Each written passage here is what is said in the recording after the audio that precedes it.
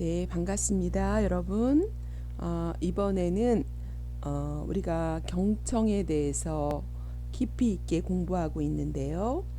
음, 인간관계의 시작이라고 할 수 있죠. 오늘은 특별히 공감적 경청에 대해서 알아보는 시간을 갖겠습니다. 우리가 나를 알고 타인을 알고 서로가 좋은 관계가 되기 위해서는 이 과정을 살펴볼 때 내가 다른 사람과 관계할 때 얼마만큼 공감적 경청을 하고 있는지, 또 내가 성장해야 될 부분은 어떤 부분인지 이렇게 점검하면서 알아보는 그런 시간이 되었으면 좋겠습니다.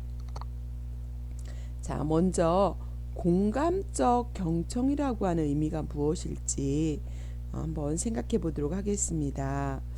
상대방이 전달하고자 하는 말의 내용, 또한 그 내면에 깔려 있는 동기나 정서가 있는데 그 정서와 동기에 귀 기울여서 듣고 상대방이 말한 것을 이해한 것을 상대방에게 표현해 주는 것이 공감적 경청이다라고 할 수 있습니다. 이렇게 공감적 경청은 인간관계를, 다시 말해서 대인관계를 더욱 만족스럽고 행복하게 만들어 줍니다. 그래서 우리가 늘 관계를 하고 사는데 소통할 때 우리가 공감적 경청을 어떻게 하느냐라고, 그거에 따라서 관계가 달라질 수 있고, 그러면 내가 좀 성장해야 되는 부분이 있다면 공감적 경청을 어떻게 하면 더 잘할 수 있을지, 이런 부분들을 하나하나 찾아가면서 알아보도록 하겠습니다. 자, 첫 번째, 공감적 경청을 하기 위해서는 어떻게 해야 될까요? 같이 읽어볼까요? 시작. 상대방을 쳐다보라. 그렇죠. 사실은 잘 듣기 위해서는요, 딴 생각을 하고 있거나 비언어적으로 다른 곳을 보고 있으면 공감적 경청을 할 수가 없습니다. 그래서 들을 때는 어떻게 해야 돼요? 예, 잘 상대방을 쳐다보는 거죠. 상대방에게 내가 내 시간과 마음을 내어 당신 얘기를 잘 듣고 있다라고 하는 것들이 보여져야 됩니다. 우리가 일 처리를 하면서 또는 컴퓨터 화면을 보면서 듣지 말라는 거죠. 잠시 하고 누가 말을 할 때 잠시 하던 일을 좀 멈추고, 그래야 1, 2분이에요. 멈추고 상대방이 말할 때 상대방을 쳐다봐라. 근데 쳐다볼 때 어디를 쳐다봐요? 눈을 쳐다보면 좋습니다. 눈을 쳐다볼 때 이렇게 부드러운 눈빛으로 이렇게 쳐다봐야 되겠죠. 그러니까 시선을 책이나 TV에 두면서 듣기를 시작하다 보면은 상대방이 말을 하다가 중단해 버리게 됩니다. 그래서 지금 해야 할 모든 일을 접어두고 일단 상대방이 말을 할 때 잠깐 멈추고 대화에 집중하는 것이 중요합니다. 여러분들이 이제 동료들과 이야기할 때든 또 사회복지 현장 기관에 가서 뭐 실습을 하시든 일을 하시든 간에 누가 대화를 하면 하던 일을 멈추고 잠시 고개를 돌려서 말하는 사람의 얼굴을 보고 눈을 보고 이야기하는 것을 계속 훈련하시면 좋을 것 같습니다. 전화할 때도 마찬가지입니다. 시간이 만약에 없다면 대화의 시간을 따로 정하는 것이 좋습니다. 내가 마음의 여유가 없어요. 누가 얘기를 하는데 지금 나는 마음이 너무 급해요. 그럴 때는 지금 제가 너무나 급한 일이 있어서 이거 처리하고 이야기하고 싶은데 5분 후에 얘기하면 어떨까요? 라고 이렇게 양해를 구하고 따로 얘기하셔야 되는데, 마음은 급하고 할 일은 많고 상대방은 얘기를 한다면 내가 하는 얘기하면서 상대방이 말씀하세요 하고 쳐다보지도 않고 얘기를 하면 상대방이 말하고 싶지 않은 거죠. 그래서 공감적 경청을 하기 위해서는 상대방을 쳐다보는 것이 중요한 부분이고요. 두 번째는 끼어들지 마라입니다.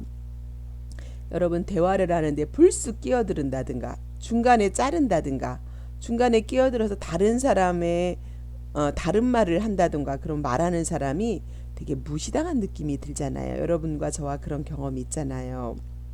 그래서 대화 도중에 남의 말에 불쑥 끼어드는 것은 그의 발을 밟는 것만큼이나 무례한 행동이기 때문에 상대방에게 충분히 시간을 주어서 이야기하도록 기다려 주는 게 중요합니다. 그래서 기다림이라고 하는 거, 내가 하고 싶은 얘기도 있고 내가 답을 주고 싶기도 하고 그 얘기하면 내가 떠오르는 아이디어도 있지만 그 사람이 말이 끝날 때까지 기다려 주는 것이 존중과 배려인데요. 이게 훈련이 되지 않으면 참 어렵습니다. 때로는 끼어들지 마는 것보다 더 적극적인 것은 그 사람이 말할 때 가끔씩 맞장구를 쳐주는 것이 효과적이라고 할 수 있습니다. 우리가 맞장구 치는 거 저번에 배웠죠? 대화의 1, 2, 3 법칙이라고 1분 말하고 2분 듣고 3분 맞장구 친다. 그래서 말하는 것보다 듣는 걸 더 많이 하고 듣는 것보다 맞장구 치는 걸 더 많이 하는 것이 우리가 관계와 소통에 되게 중요한 부분이라는 것을 알고 계실 거라고 믿습니다. 세 번째는 공감적 경청을 하기 위해서는 이해하라입니다. 그러니까 연구 결과에 따르면 대부분 사람은 상대방의 말이 끝나자마자 말한 내용의 50%를 잊어버린다고 합니다. 여러분, 누가 말을 했을 때 다 기억하지 못합니다. 그래서 저는 의사소통을 훈련시킬 때 그 사람이 말한 것을 그대로 따라하는 앵무새 기법으로 되돌려주기를 할 때가 많아요. 왜요? 잘 들어야 그 다음을 나갈 수가 있거든요. 경청을 안 하면 계속 상대방이 잔소리를 하고 또 당신 내가 말했는데 그것도 몰라? 라고 막 이야기하면서 갈등이 생기게 되더라고요. 그래서 인간관계에서 가장 기본은 경청이다라고 할 수 있습니다. 시간이 지나면 사람은 기억하는 양보다는 잃어버리는 양이 많아서 하루가 지나면 25에서 27%만 기억에 남는다고 합니다. 그래서 우리가 머리와 마음으로 들으며 그 내용을 이해하되 그 사람의 말에 이면에 숨겨진 감정을 포함해서 이해해야 합니다. 그래서 우리가 말을 할 때 그 사람이 전말을 하는 그 이면에 숨겨진 감정은 무엇일까? 그것을 이해하면서 듣는 것이 중요하다라고 하는 거죠. 그 다음에 네 번째는 의도를 파악하라입니다. 서로 다른 목적을 가지고 대화를 나누게 되면 진정한 대화를 하지 못하고 오히려 갈등이 깊어지기도 합니다.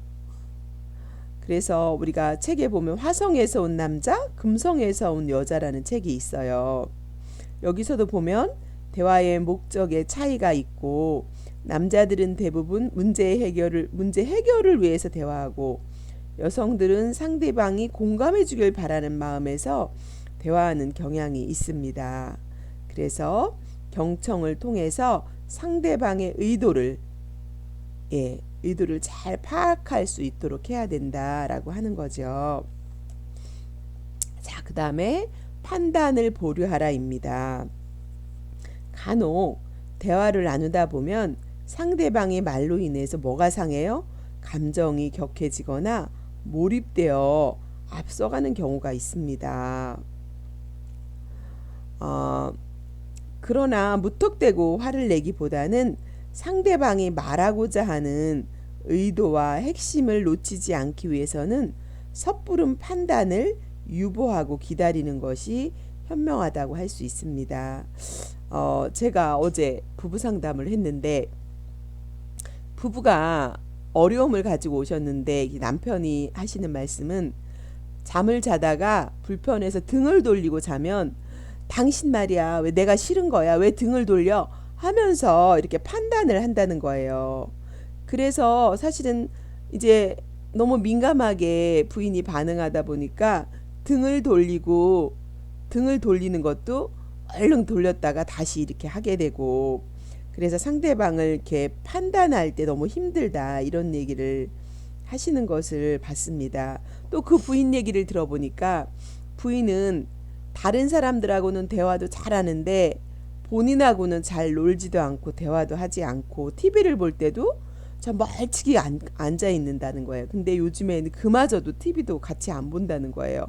본인을 피하고 싫어하고 같이 있기 싫어한다는 거예요. 그래서 감정이 상하면 이 부인은 이 클라이언트는 감정이 상하면 막 쫓아가서 그 문제를 해결하려고 막 쫓아간대요. 그러면 이 남편 클라이언트는 자기만의 방에서 문을 잠그고 나오질 않고 자꾸 회피를 한다는 거예요. 그래서 한 사람은 자꾸 쫓아가고 한 사람은 도망가고 이러면서 결국은 서로가 감정의 골이 깊어서 어려운 가운데 오셨더라고요. 그래서 우리가 상대방의 행동을 음, 판단한다든가 그리고 자기만의 방식으로 문제를 해결하려고 한다면 더 문제의 골이 깊어지는 거예요. 이 남편 같은 경우는 문제를 본인 스스로가 혼자 생각할 수 있는 시간을 주면 풀고 나오는 사람인데 이 부인은 문제를 해결해야 잠이 오는 사람이에요.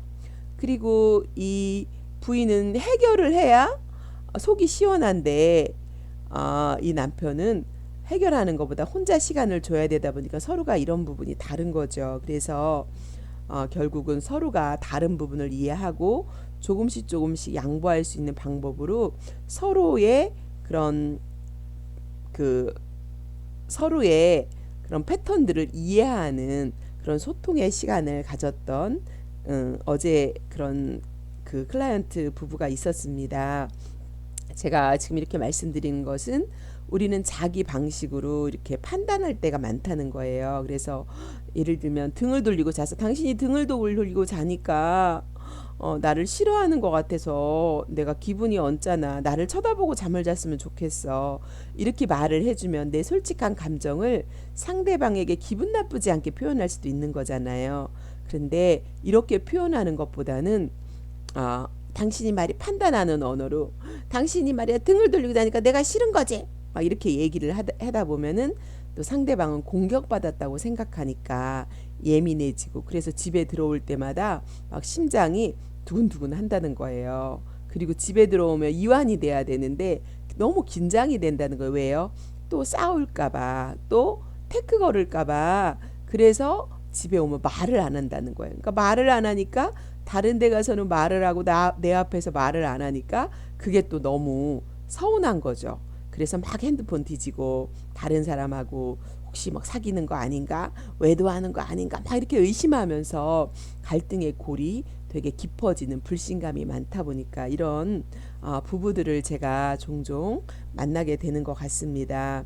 그래서 사회복지 현장에서 일을 하다 보면 여러분들이 다양한 대상자들을 만나게 되는데 거의 대부분의 소통의 문제 또 자기 방식대로 이렇게 판단을 할 때 어려움을 가져오는 것을 제가 많이 볼 수 있었습니다.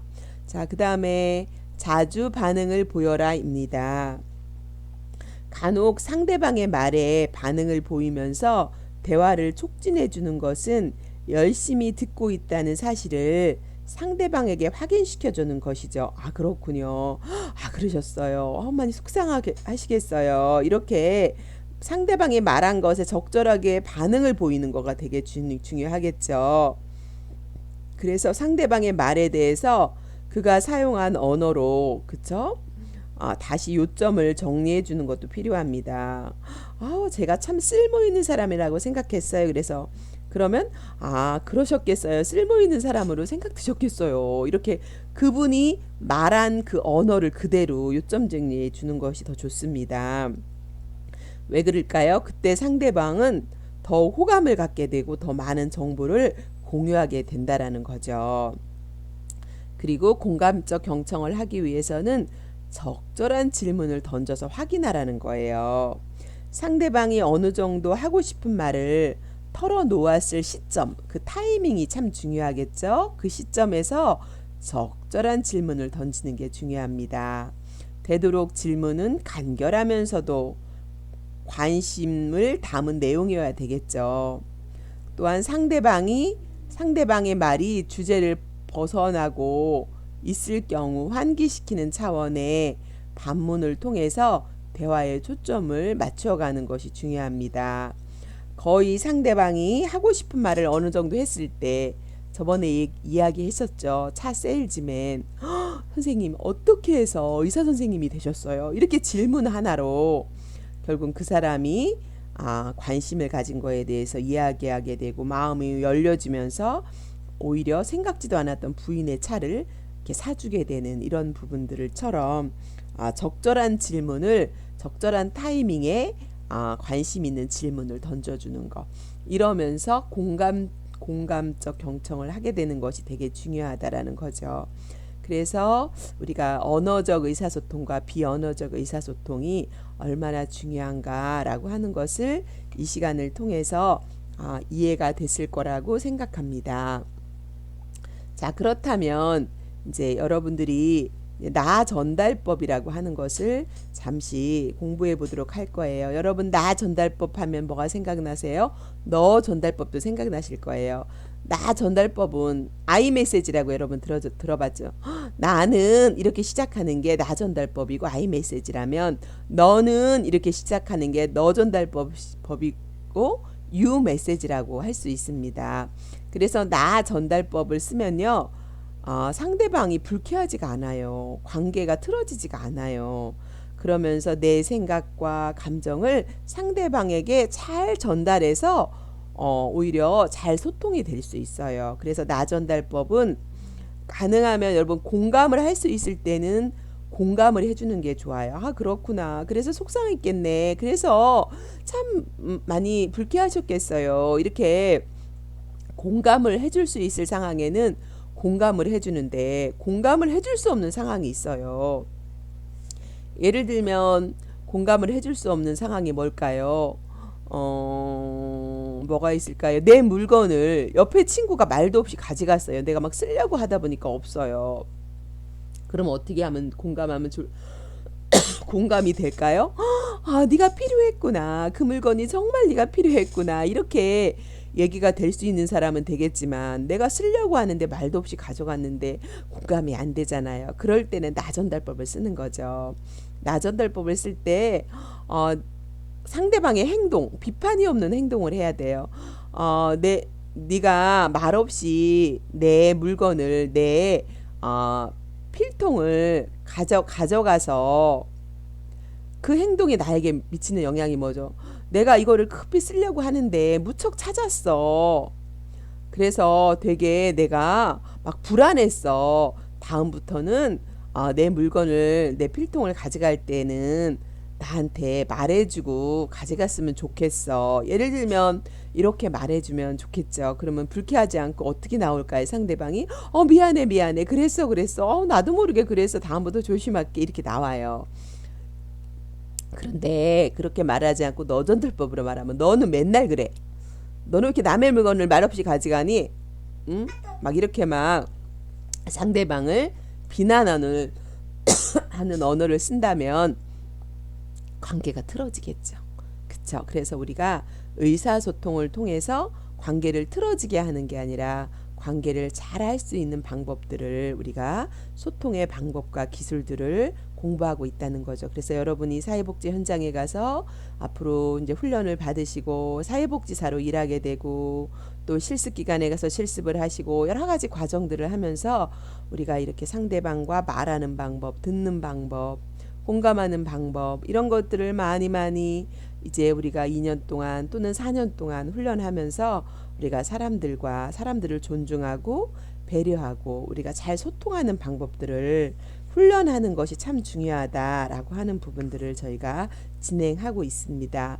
자, 그럼 다음 차시에서는 나 전달법에 대해서 우리가 구체적으로 아주 여러분들이 정말 이렇게 몸에 뵐 정도로 훈련을 하는 부분으로 나 전달법을 심도 있게 다루도록 하겠습니다. 수고 많으셨습니다. 감사합니다.